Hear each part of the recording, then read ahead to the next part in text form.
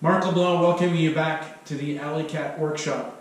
I'm about to start building the dresser, which is getting pretty exciting. But before I do that, I've got a little bit of planning to do. So I want to show you some of that work. What you're seeing here is a piece of 3/4 inch plywood that I cut a couple of years ago. I actually tried to build this dresser a couple of years ago, and I ran into a number of issues. The first issue was space. So if you recall, my shop was in the basement of our house, and I built the first couple of pieces, tried to put them together, and I realized I just don't have the room to build this thing. I would have had to take in half of our garage to put it together, which would have been a bit of a pain, let's put it that way. Second issue I ran into was when I tried to put this thing together, the first cabinet together, I realized that my design was wrong. So it all looked very good in theory, but to have 3 shelves. So this is the bottom shelf, this is the stuff, the data for the bottom shelf, data for the middle shelf, data for the top shelf.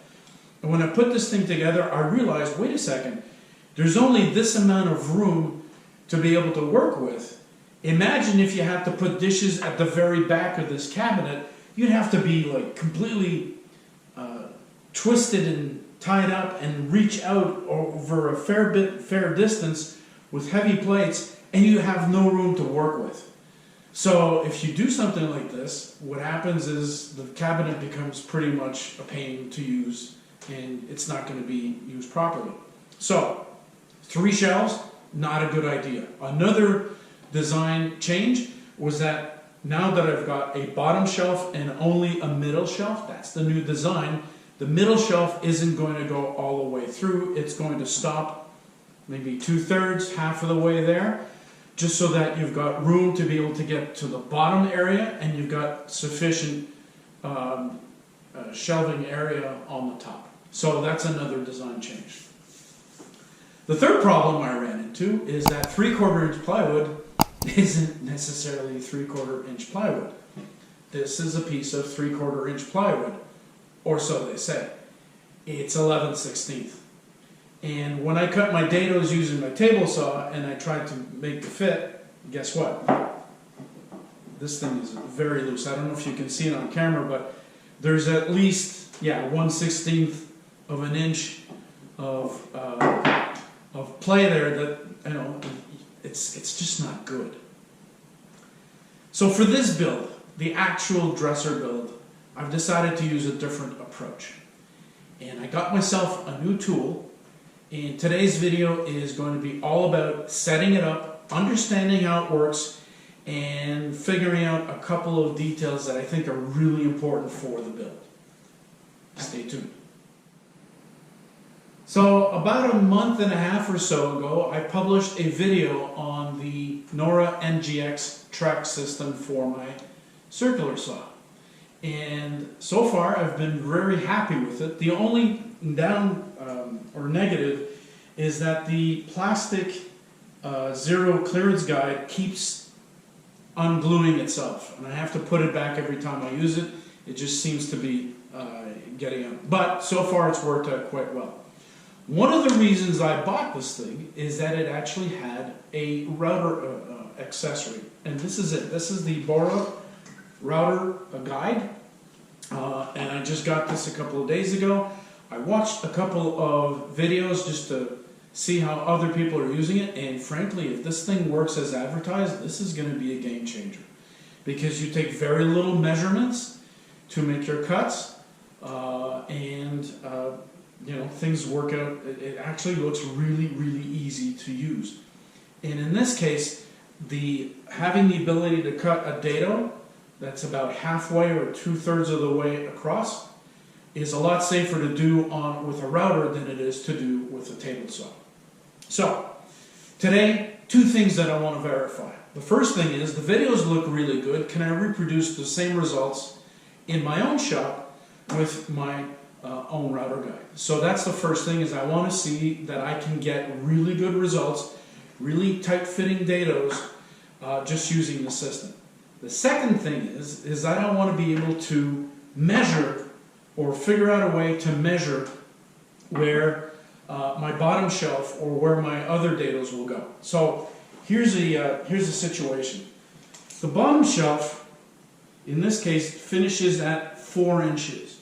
All right, and I want to be able to say to use the same approach, i.e., my bottom shelf, the top of it is precisely at 4 inches. Why? Because the face frame of the cabinet, the bottom rail or stile, I'm not sure, I think it's a stile, but that bottom stile is going to be 4 inches. And I don't want to have to do a whole bunch of adjustments to flatten it out at the right height.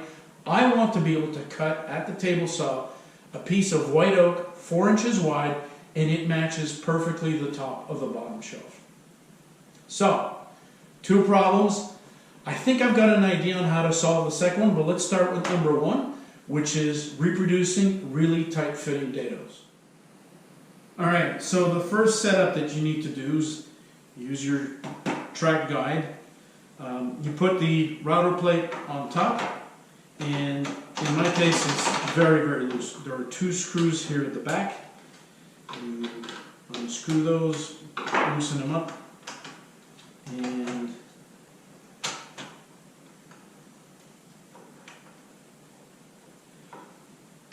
tighten this up a little bit.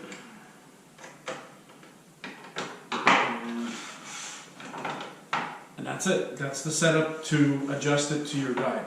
It's pretty easy. So there you go. So the router plate and the instructions recommend that you use a router bit that's either 1/2 inch, 3/8 of an inch, or 1/4 inch in size. I have a 1/2 inch bit in my router. The router plate also comes with this collar that I've installed so that it will fit right into the hole that's in the router plate.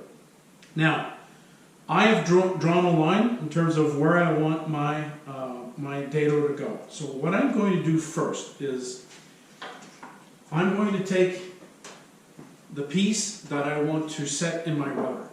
And here's the beauty of this tool or this jig, is that you don't need to really do any measurements to determine the size of the dado. What you need to do is unscrew these 2 knobs, or these 2 screws, push the router plate right against it,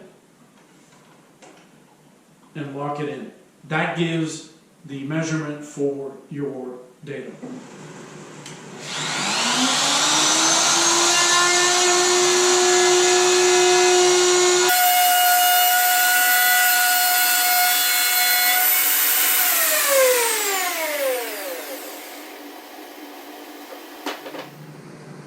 So I made my first cut. It's nice. Now you remember, just before making that first cut, I put this piece, what I want to be the width of my dado, into this guide and measured it off. There are some offsets depending on the size of router bit that you have. So right now I'm set up for the 1/2 inch router bit. Now all I need to do for my second cut is push this back so that the guide itself actually is right against the 1/2 inch mark. Put my router plate back on, and then I'm ready to make my second cut. That's the measurement that I need to do for the width of the dado. If this works, that's a game changer. Alright, let's give it a shot. Other thing too, before I continue, and I don't want to forget this is pretty important. You saw me stop my router and wait until the router bit was completely stopped before I pulled it away from the plate. Somebody on YouTube actually showed us a plate where he did not do that, and his plate was completely wrecked. So that's another piece that's pretty important to follow. Alright, let's do our second cut.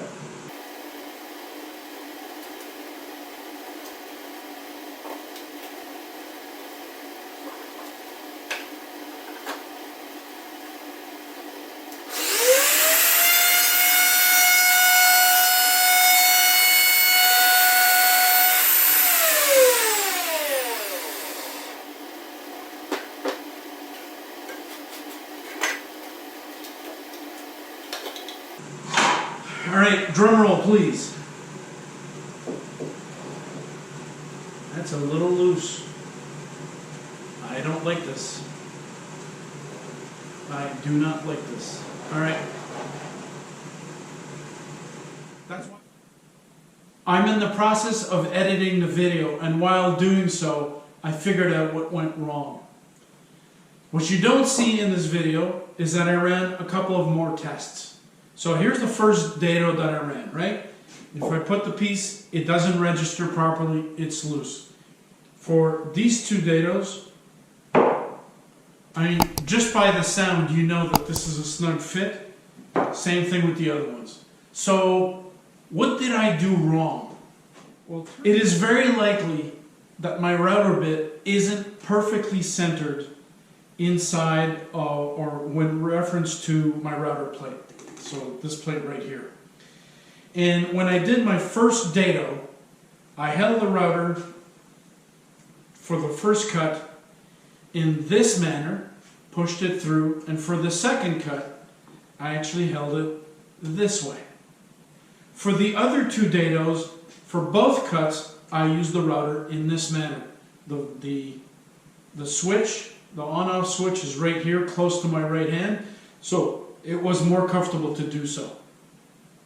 Because I held it in this position for both cuts, the next two dados are perfectly well registered because whatever error there is with the centering of my router bit has been taken away. So good lesson learned here. If you're going to use this tool, just make sure that you push the router using the exact same grip or as close to the exact same grip as you can to give you the best or the same results. It's a lesson I will remember for sure. All right, if you recall, my second question was, how do I ensure that I get a cut at the 4-inch mark? So here's what I did. The line that you see on the left, that's the 4-inch mark from the edge here of the plywood. And what I did is I drew a line that was 1/4 of an inch away. So this is 3 3/4 of an inch. Why? Because my bit happens to be a 1/2 inch bit, and half of that is 1/4 inch. So if I'm making my second cut, and the second cut is supposed to coincide with the top edge of that 4-inch mark, then what I need to do is I need to line up my bit right in the middle of the 3/4 inch line,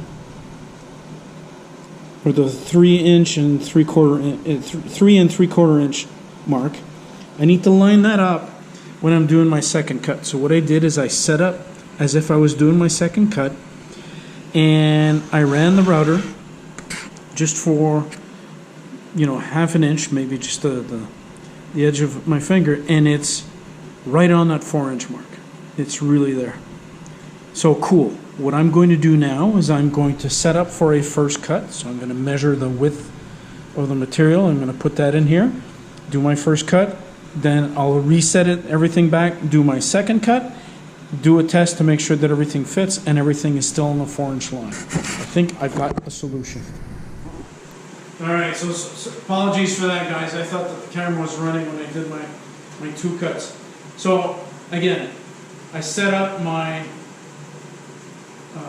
lines as I explained earlier, and I made my cuts, and 4 inches right on the nose. So I now know how to line this thing up so that I get a dado exactly where I want it to be in my material. I'm pretty impressed with this tool, and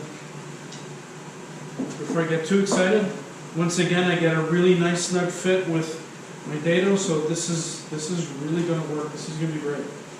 Alright gang, thanks for watching, and if you're interested in this plate, I really recommend it. It works really as advertised. It's really easy to use, and it's great.